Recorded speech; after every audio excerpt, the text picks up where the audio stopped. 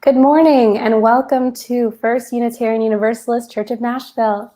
My name is Karina. I'm the children's music coordinator, and it is my pleasure to welcome you to our online worship. Our collaborative pianist is Holling Smithborn. If you are watching live, buttons will appear that will bring you to our website.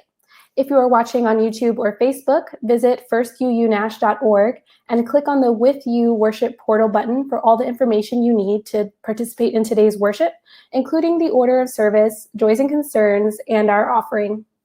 Now please join us in singing our opening song, number 361, Enter, Rejoice, and Come In.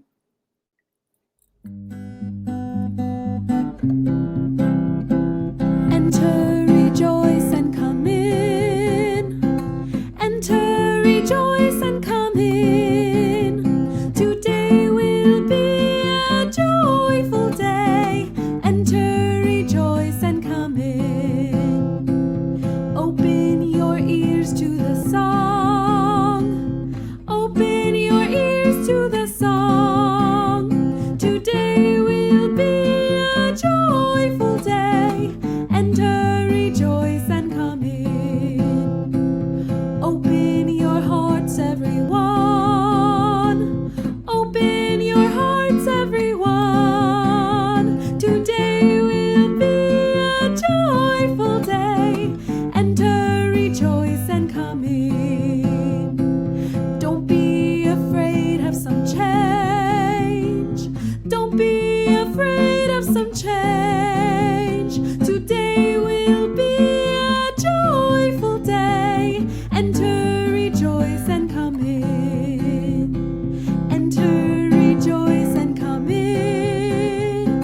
Enter, rejoice, and come in. Today will be a joyful day. Enter, rejoice, and come in.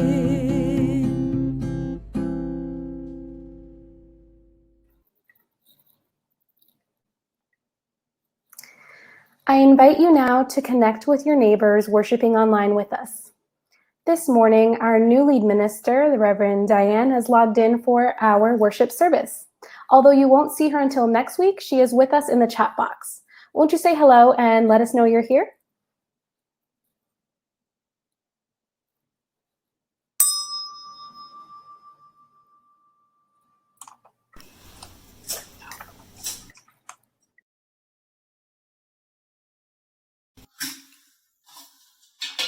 Our chalice lighting for this morning was written by Maureen Killoran. As the kindling of this chalice causes the community, let there be light. As the flame of this chalice reminds us of our values, let there be light. As the glow of this chalice encourages us to hope, let there be light.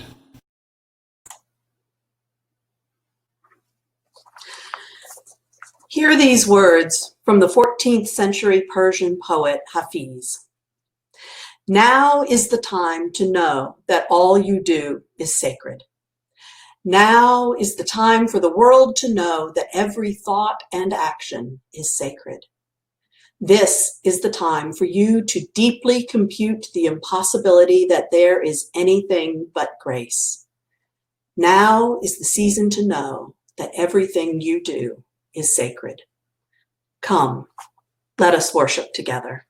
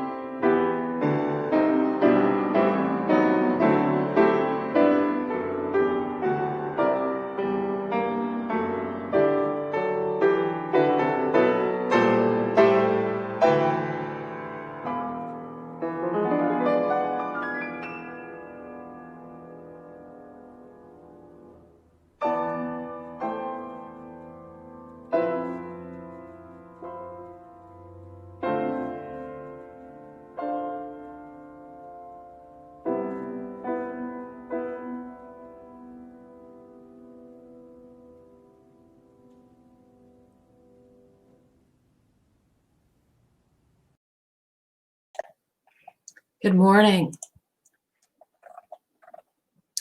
Our story this morning is about Naima. She was a happy girl. She loved her family, and they all lived together in a village next to a great big jungle. Now, everyone in this village had really, really long necks. That was the standard of beauty. The longer your neck, the more beautiful you were. But Naima had the shortest neck of anyone in her family, of anyone in the village. She felt ugly and she felt out of place, and so she spent much of her time by herself. But during that time, she became a very skilled basket weaver. She was getting better and better at it every day. Now, one time, she went out into the jungle to collect some fibrous roots and some vines and some leaves, different colors of things to make her baskets even more beautiful. And she got turned around. So it took her a little bit to find her way back home again. And when she did, when she arrived, she found that everyone, every single person in the village had died. It was mysterious. She didn't know how or why, but no one was left. It was just her. And she knew that her only choice would be to go back into the jungle in hopes that she would come out upon another village that might take her in. So she took her biggest basket and she loaded up a few things and set off. And she collected more vines and leaves along the way. It took quite a long time, but she made her way through. She saw the sunlight again, and so she knew she was coming to the edge of the jungle. And there, right in front of her, was a village that looked very much like her own, but with one big difference. Everyone in this village had really short necks, much, much shorter. And now she felt like she didn't belong because her neck was too long. But even so, the villagers welcomed her. They listened to her story, and they invited her to stay with them. So she did, and she lived much as she always had, collecting the materials to weave her baskets and spending most of her time alone while she weaved these beautiful, created beautiful, strong baskets, many of them, all different sizes. And everyone in the village loved them. And they all wanted some of her baskets. They wanted them much more than they wanted the baskets from the woman who had always created their baskets for them. Now, this made that woman very jealous, unhappy. And she already had a mean streak. So this was not helping that at all. So it was coming up on the time that they were all going to go to market together. And Naima was very, very busy making as many baskets as she could so that everyone could carry their goods to market. But one day that woman who used to weave the baskets for the village came by. And she told Naima she should just stop wasting her time. She didn't belong. The only reason anyone was nice to her at all was because they wanted her baskets. That she should just take her long neck and leave. This crushed Naima. This was like what happened at home, but worse. And it hurt like no other hurt she had ever felt before. Naima ran. She ran into the jungle so deep that the sunlight almost completely hid everything. Now this time she hadn't brought anything with her and she just didn't care anymore. A few days later, the villagers gathered to put their goods for market into Naima's strong, beautiful baskets, but there weren't nearly as many as they had expected. Where was Naima? What had happened to her? They were all chattering about it, all in their small groups there in the center of the village, and the basket weaver woman came along and just quietly talked to the different groups. And she was just suggesting to them that, well, maybe Naima had decided that she could get some good money for her baskets at market. So rather than just having the others use them to bring their goods to market, perhaps she had already left very early that day with her baskets to make some money of her own.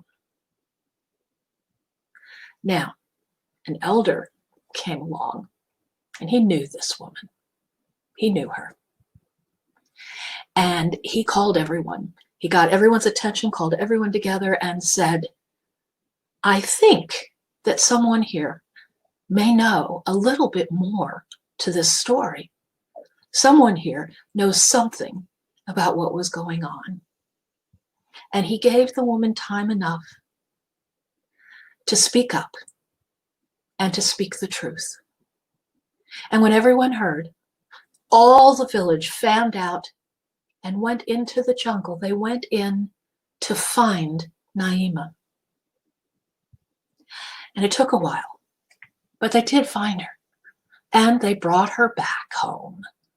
Because you see, Naima was home. She just hadn't yet realized it. Everyone told her how much they valued her, how much they loved her, how she was a part of their community now. And if she wasn't there, it wouldn't be the same. There would be a big hole in their village where she used to be. So Naima forgot about her long neck. She forgot about wanting to spend so much time alone. She understood now that everything she'd gone through had brought her to this place. And this place really was home to stay. And so ends the story.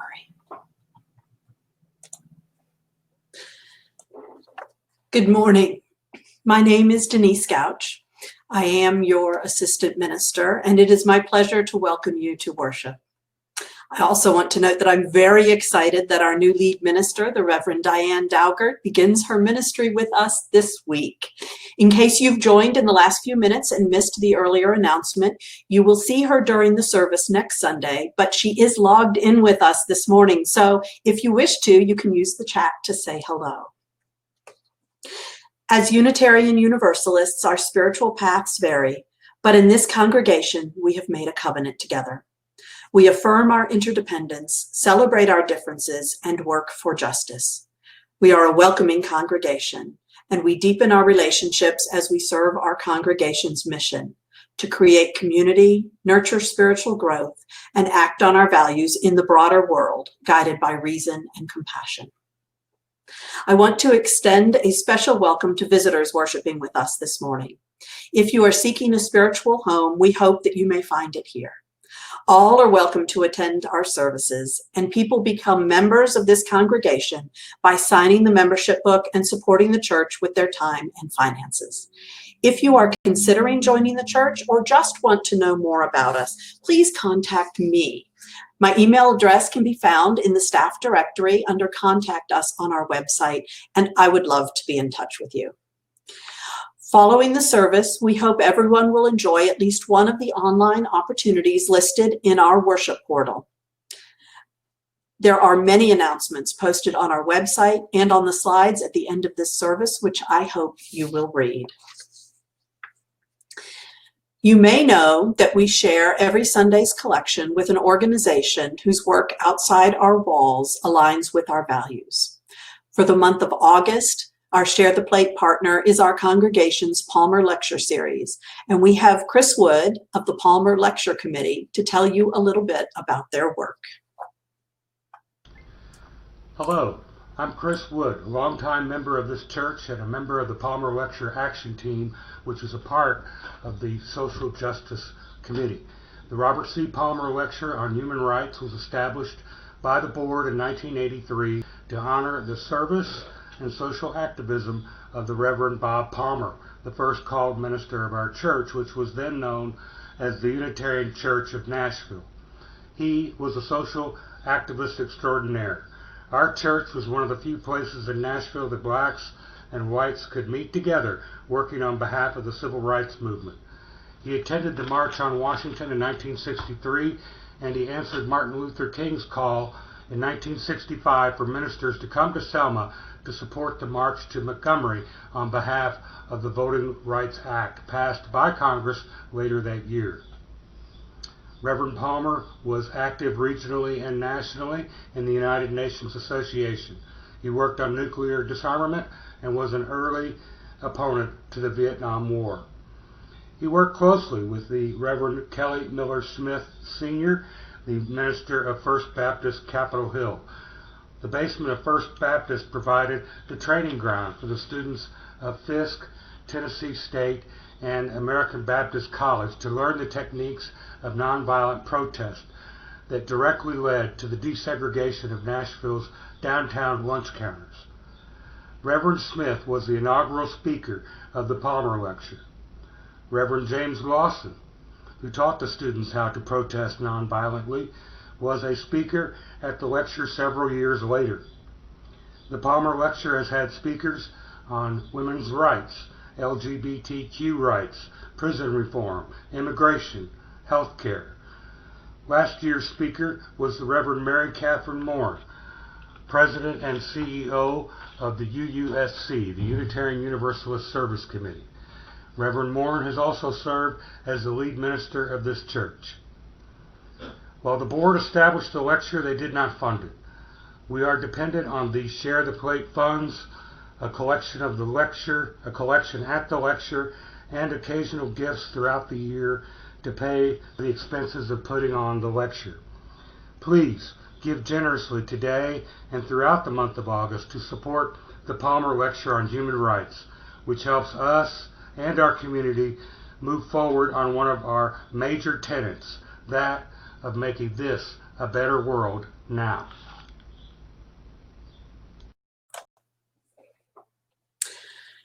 For now, we don't have any friendly ushers passing the offering bowls among us, but our finance folks have made sure that anyone, anytime can access the online donation form at firstuunash.org. If you would like to mail a check to the church, please write in the memo line how you would like your donation to be used. If you want your gift to be credited to your pledge, please write pledge. If you write Sunday offering, it will be donated to our Share the Plate partner. In this season of virtual offering bowls, we are especially grateful for the steady generosity which allows us both within and beyond our congregation to continue creating community, nurturing spiritual growth, and acting on our values. We are also deeply grateful for your presence with us, and I invite you now to join in our weekly ritual of gathered community. Following the upcoming musical interlude, I will share the joys and concerns submitted through the online form, provided permission is given on that form. All joys and concerns will be shared as usual with our lay ministry team. Right now, I invite you to settle into whatever space you're inhabiting right now. Know that you make it holy just by being there. And know also that you are connected with all of us, sharing in this moment of worship together. We are gathered across space and time, and we know that we share our joys, our concerns, the things we have brought to this moment from the last several days.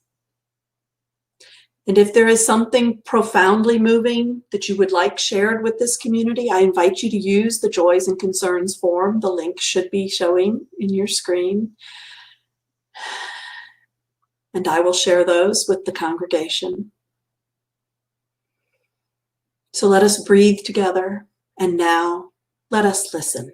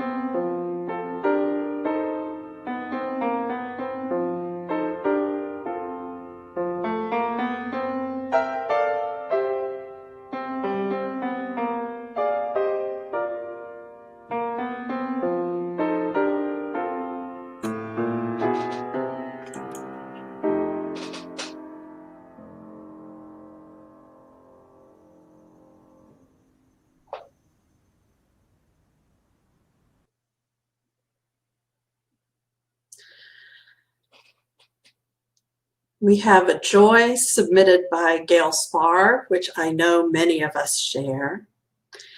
She says, what a joy to welcome Reverend Diane to fun. That is First UU Nashville, of course. And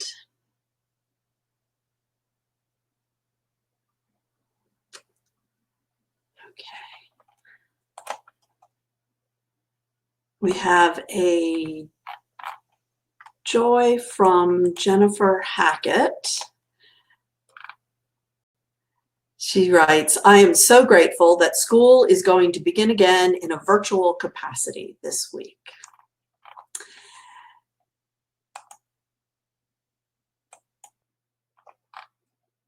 And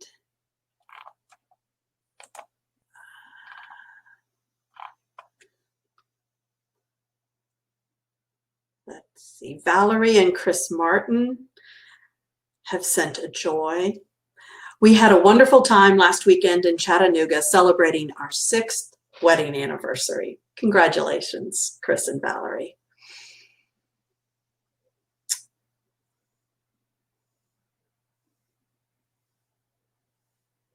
And we have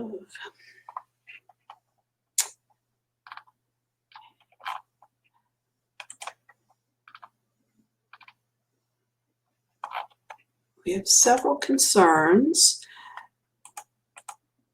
Matt and Linda Ramsey have a concern. They want us to know that in their assisted living facility, 17 residents and 4 staff members have been diagnosed with COVID-19.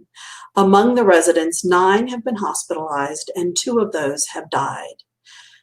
We are all being very careful. Matt and Linda will be thinking of you, and we are so glad that you are being very careful.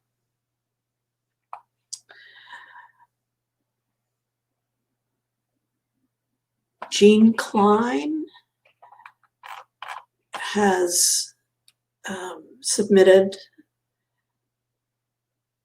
a sorrow and a concern. She writes, next Saturday is the 1st anniversary of my daughter Laura's death, and I desperately miss her. Jean, we are thinking of you and the rest of Laura's family today. And finally, Ron and Rebecca Lee have a note of both sorrow and celebration. They write, in loving memory of our daughter Caitlin, who died 12 years ago. Ron and Rebecca, many of us remember with you. Holding these joys, these sorrows, these concerns, and all that lies as yet unspoken in our hearts. And I know there is so much that lies in our hearts these days. Let us lift our spirits, our hearts together in the spirit of prayer. Spirit of life and love, we are grateful this morning for this gathered community.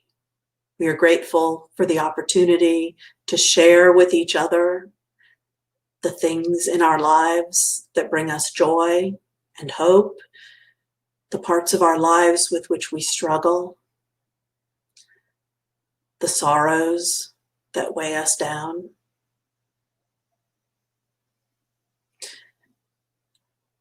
Make us stronger with each other, more courageous. Help us to learn to comfort each other so that we can, in turn, provide comfort and solace and energy for change in the wider world that surrounds us. Blessed be, and amen.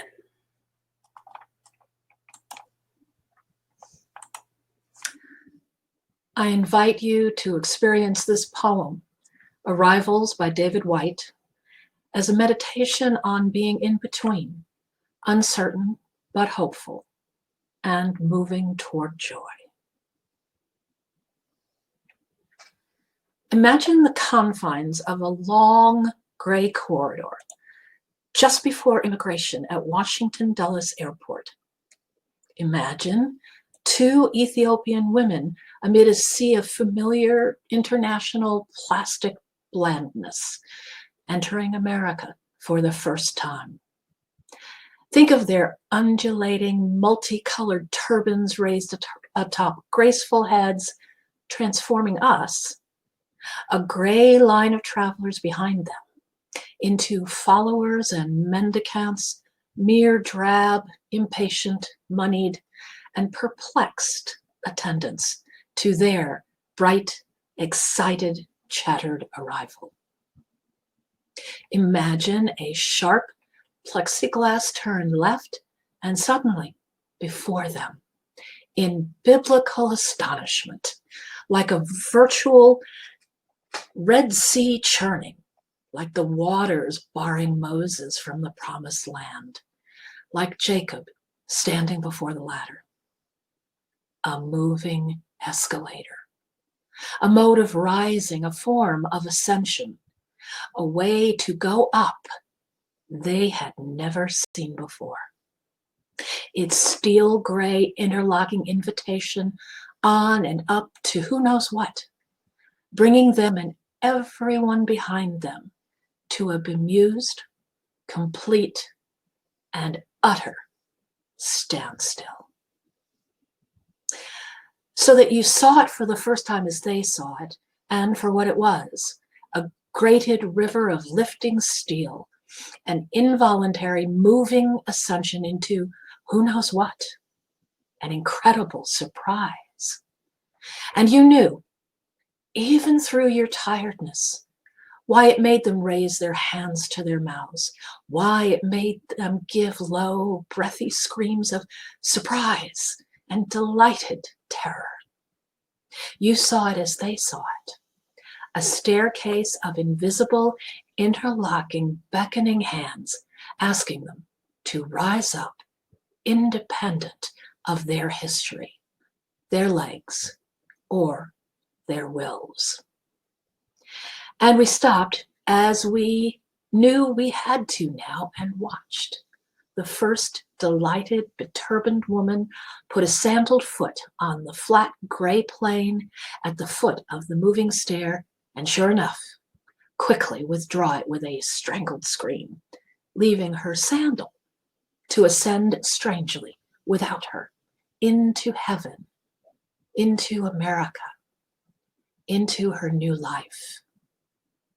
Then, holding her friend away, who tried to grab her, to save her, to hold her back, who pointed and shouted, telling her not to risk herself, not to be foolish, she silently watched her shoe, that willful child, running ahead, its sole intent to enter the country oblivious to visas and immigration, above the need for a job, uncaring of health care, pointing towards some horizon she had never dreamt, intent on leaving only its winged footprint for her to follow, like a comet's tail, like an omen of necessity, like a signaled courage, like an uncaring invitation to make her entrance with soul and style.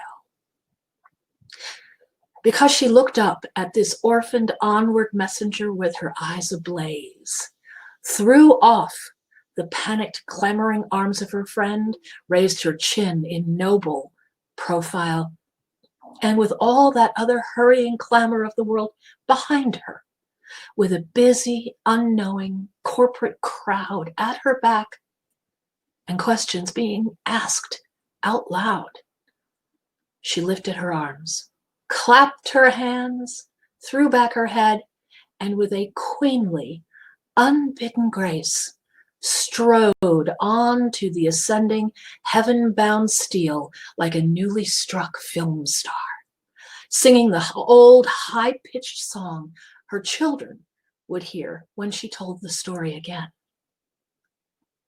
And as her friend below sang, applauded, danced on the spot, and ululated her companion's arrival, we stood there behind her, transfixed, travel-weary, and crammed into the corridor like extras from some miraculous scene in the Bible. While she ascended, her arms straight out, wide-eyed and singing, into America.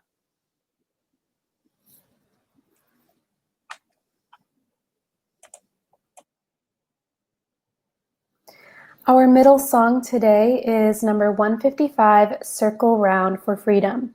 Won't you join me in singing?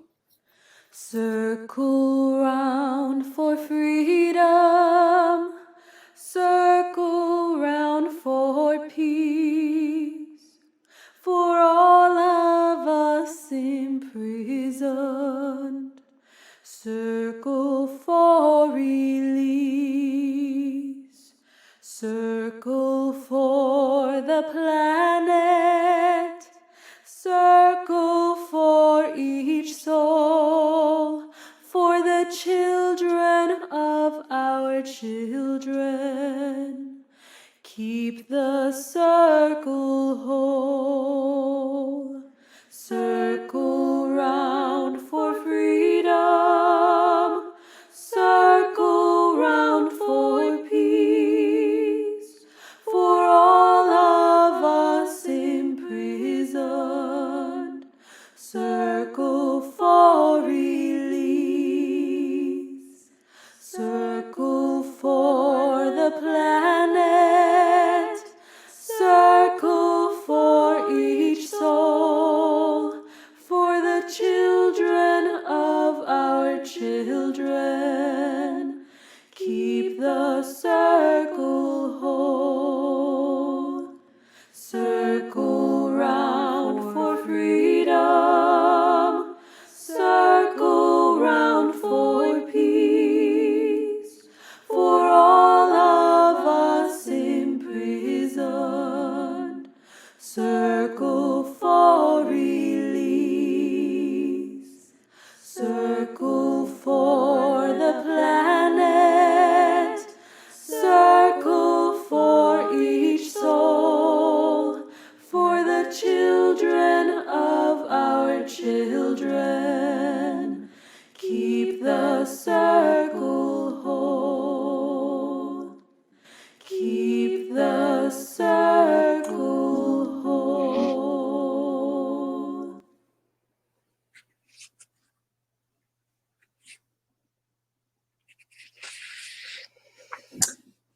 So, we are very surely in an in-between time. There is so much in between in my life now, and I know that most of the same in-betweenness is in your life also. I started making a list. It's not even nearly comprehensive, but we are in between so much. We are individually in between our traumas, our concerns, our worries, and freedom. We are in between quarantine and normal life. We are in between before the pandemic and after the pandemic. We're between pause and the need to go forward, to move on. We're in school, we're in between last year and next year, which starts very soon for some of us. This congregation is in between one long ministry and one just about starting ministry. We are between last year and next year, just as we always are. This country is between the last election and the next election. We're somewhere between despair and hope. We're between reckoning with our history and learning to build something new, between blind acceptance of our heritage and perhaps what is an adolescent sort of time of growing up, understanding better who we are and choosing who we will be together moving forward. The world is in between fear and hope, in between fear and love, grief and gratitude, coming to terms with many of the same things that we here in this country are. And it seems to me that often when we think of being in between, we think of it as being stuck in between, a lack of freedom, a lack of control, lots of uncertainty. I discovered that the Maria Popova, who is a bloggist at brainpickings.org, has written several posts about uncertainty. And it was interesting to me, in one place, she refers it's just in the middle of a sentence, but she refers to our culture as a culture where to be uncertain is the greatest sin of all. And there's a lot to unpack there. And this is not actually a sermon about uncertainty. So I'm going to just let that sit there for a while, because her other essays on uncertainty also emphasize that uncertainty is absolutely necessary. It is the place where we learn, where we grow new possibilities, where we become who we are. So I wonder if perhaps in these in-between times, we are not so much stuck as we are graced, we are gifted. So I think instead of a moment like that in the poem David White has written, of people encountering an escalator for the first time, and the escalator, this change, this newness, this moving forward that happens whether or not we're ready for it. Yeah, he says it's an involuntary moving ascension into who knows what, an incredible surprise. I feel a bit like what is in front of us on so many communal levels and individual levels is a surprise. We don't know what next week or next month, next year will be like. And so what would it be, instead of claiming a being stuck here, a loss of freedom, what if we thought of this as a moment of grace? And grace is not a word we Unitarian Universalists use all that much. I grew up in a different tradition where we used grace a lot. And sometimes it was used in ways that were less helpful than others. But the core teaching I took from that is that grace is a gift. It is something that comes to us not because we deserve it, but because it is the foundation of our lives and our beings. And it has to do with being connected and with being loved. Several years ago, I can't remember when, early in my life as a Unitarian Universalist, we had heard a meditation in church about grace. And I can't remember it fully. It was Emily Green Cain. Some of you may know her, who did this. And I'm not doing what she did. I made my own list, but it went something like this. So just be still. Are you breathing in and out? That is grace. Is your skin holding you in? Is it covering your body, making it possible for all the inside parts to do their work and be protected? That is grace. Is gravity holding you gently to the ground so that you're not flying off, spinning out of control? That is grace. Is the sun shining? It is where I'm sitting right now, this moment. It is shining. Even in the moments when it's not shining, I know it's behind the clouds because we couldn't live without it. The plants couldn't live without it. The sun, the fact that it is there reliably, that is grace. The earth's rotating and orbiting, that too is grace. These periods of light and dark and colder and warmer that make life as we know it possible, that is grace. That we have an atmosphere that has just the right gases in it, for the most part, when we haven't ruined it, that we need to live, and that our bodies have evolved to use that air, the air here on our planet. That is grace. That we need and want things, and we know that we need them and want them. That too is grace, because it reminds us that we are connected and that we are not self-sufficient, that we are always gifted and graced by the world around us and by each other. So what if in this moment, when emotionally so much is going on, there is joy and anticipation, excitement about school starting on Tuesday or a new church year beginning, and so many other things, at the same time that we don't know how to do these things safely this time. It's so different from last year, from last time around. So we're worried, we're anxious, we are grieving our losses. We are scared about the losses that we know will be coming our way. So could it be that even here, in this in-between, this is a unique time for us to learn about ourselves? And I think there is so much that we are learning. I was struck this spring and summer as the protests took on a new life, especially after following the death of George Floyd. And I realized that the general cultural response to those protests was so different than the responses that I observed just a few years ago. From 2017, for example, to 2020, we have moved so far as a culture, just in the United States, but also it's in the world, to be able to understand systemic analysis of oppression. We are taking culture change more seriously. Things are very different. And at first I thought, wow, all this work so many people have been doing for the last 3, 5, 10, 20, 50 years is starting to pay off. And that's what this is. We are in a different moment because of all this pre-pandemic work is what it amounts to.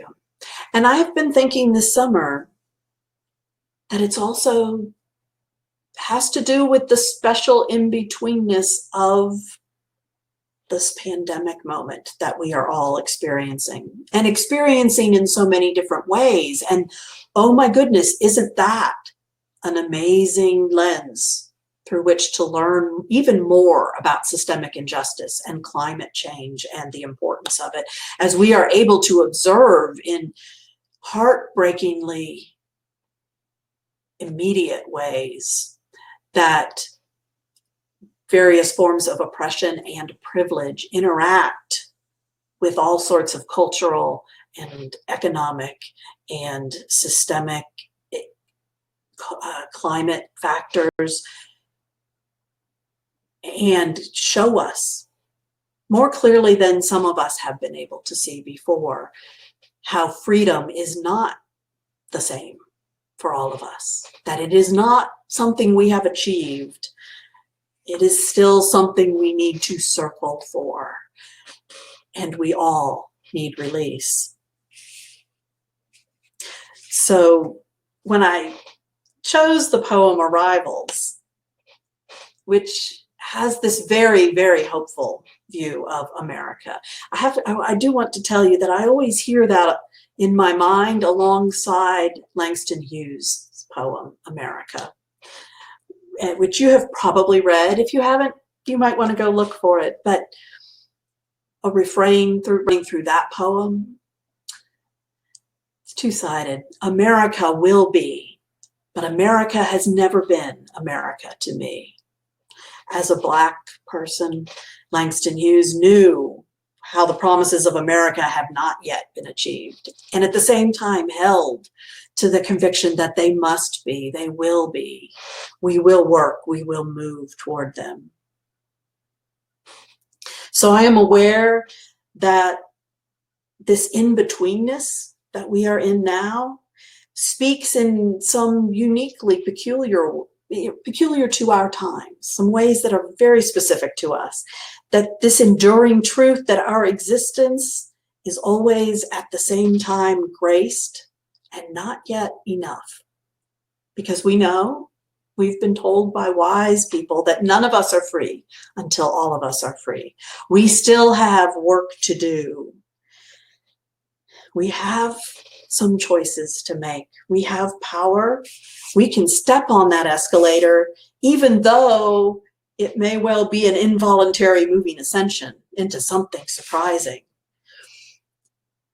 And I want to say too that this doesn't need to be overwhelming to us. It is overwhelming sometimes. It feels scary at times.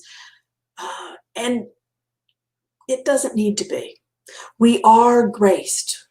We are equipped for this moment. We have experiences. Many other people around us have had experiences that can inform where we need to go and what needs to happen and how we can go there together.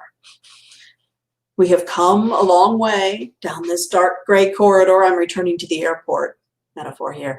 And there is this amazing staircase of invisible, interlocking, beckoning hands asking us to rise up.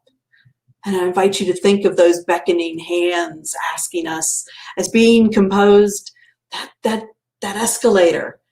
It's our ancestors, and it is those who will come after us. And they are calling us to throw up our hands and sing together joyfully as we rise into what could be a bright new future for us. May it be so. May we be so.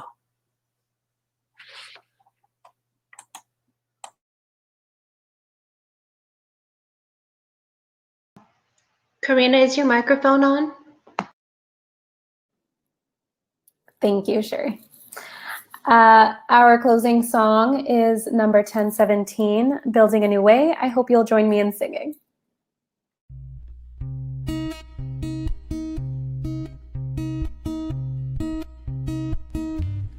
We are building a new way. We are building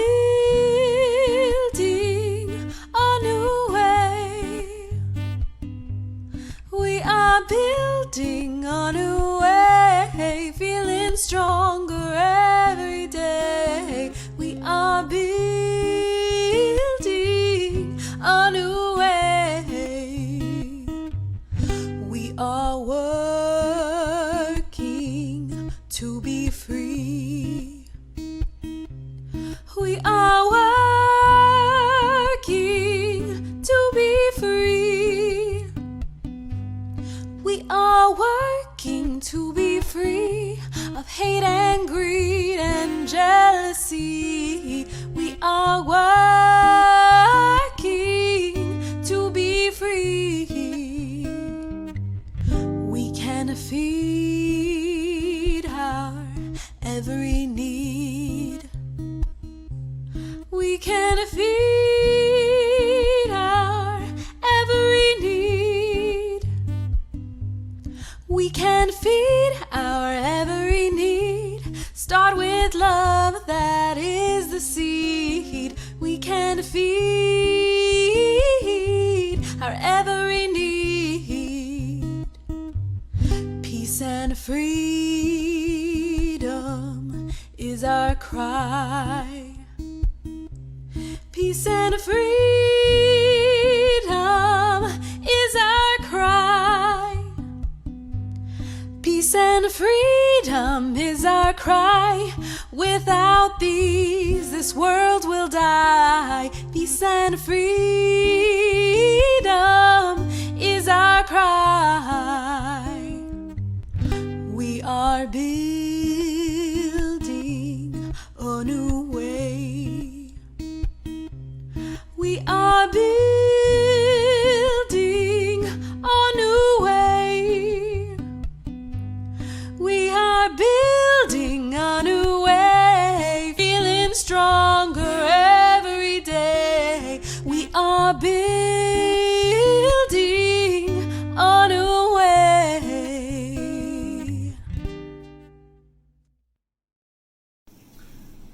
The words for the chalice extinguishing are at the bottom of your order of service. They were written by Elizabeth Sell Jones. Please join me. We extinguish this flame, but not the light of truth, the warmth of community, or the fire of commitment. These we carry in our hearts until we are together again.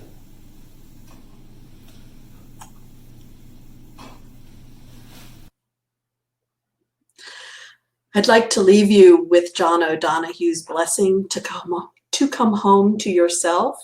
And I've written a second version, a second part of it, adapted for this particular moment in our life together. To come home to yourself. May all that is unforgiven in you be released. May your fears yield their deepest tranquilities. May all that is unlived in you blossom into a future graced with love. To come home to ourselves. May all that is unforgiven among us be acknowledged and repaired. May our fears and collective nightmares yield their deepest tranquilities and illuminate new ways of living and connecting. May all that is unlived in us blossom into a future graced with love. This service is over. Let our service continue renewed.